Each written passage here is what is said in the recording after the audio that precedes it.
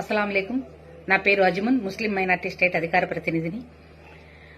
10 రూపాయల డాక్టర్ నూరి పర్వీ గారు వైఎస్ఆర్ పార్టీలో చేరిన సందర్భంగా బీజేపీతో పొత్తు పెట్టుకున్న టీడీపీ పార్టీకి ఏ ముస్లింలు కూడా ఓటు వేయరు, 4% రిజర్వేషన్ ఉన్నందువలన నేను డాక్టర్ని అయ్యాను అంటున్నారు.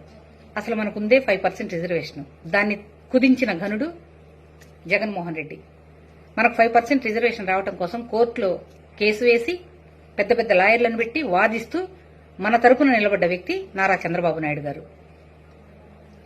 పాత బస్తీ అల్లర్లలో వందల మంది ముస్లింల్ని ఊచకోత కోయించిన ఘనుడు వైఎస్ రాజశేఖర రెడ్డి గారు. ముఖ్యమంత్రి అవటం కోసం కులాల మధ్య మతాల మధ్య చిచ్చు పెట్టిన వ్యక్తి వైఎస్ రాజశేఖర రెడ్డి గారు. మన మసీదుల మరమ్మతుల కోసం 35 కోట్లు ఖర్చు పెట్టి అభివృద్ది చేస్తే చంద్రబాబు నాయుడు గారు ఈ 5 ఏళ్లలో జగన్మోహన్ రెడ్డి గారు 87 లక్షలు మాత్రమే ఖర్చు పెట్టారు. మనకు ముస్లిం మైనార్టీ లోన్ల కింద 443 కోట్లు మన కోసం ఇస్తే ఒక్క లోను కూడా ఇవ్వని ఘనుడు వైఎస్ జగన్మోహన్ రెడ్డి గారు.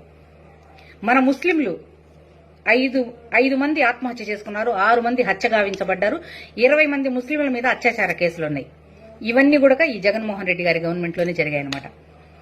హిజాబ్ దక్షిణ భారతదేశంలో ఉన్న ముఖ్యమంత్రులందరూ చంద్రబాబు నాయుడు గారితో సహా కలిపి మన ఆడపిల్లల మనోభావాలు దెబ్బతినకూడదు, హిజాబ్కు ఉండవలసిందని చెప్పేసని మన తరపున నిలబడి పోరాడిన వ్యక్తి నారా చంద్రబాబు నాయుడు గారు.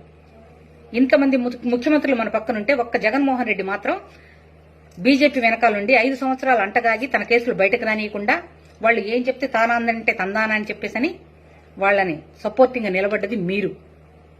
ఏ రోజు కూడా చెప్పిందే చేశారు నారా చంద్రబాబు నాయుడు గారు.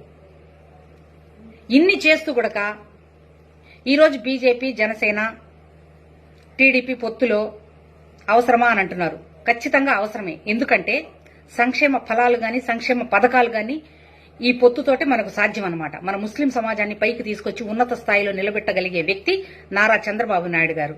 ఆయనే మ్యాన్ ఆఫ్ ది సెక్యులర్ అంటారు.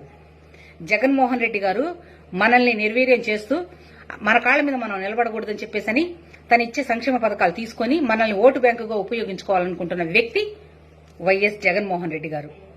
ఇది ప్రతి ఒక్క ముస్లిం మైనార్టీ సోదర సోదరిమణులందరికీ తెలుసు. ఎవరో వచ్చి ఏదో చెప్పి ఈ రోజు చెప్పినంత మాత్రాన ఎవరు నమ్మరు.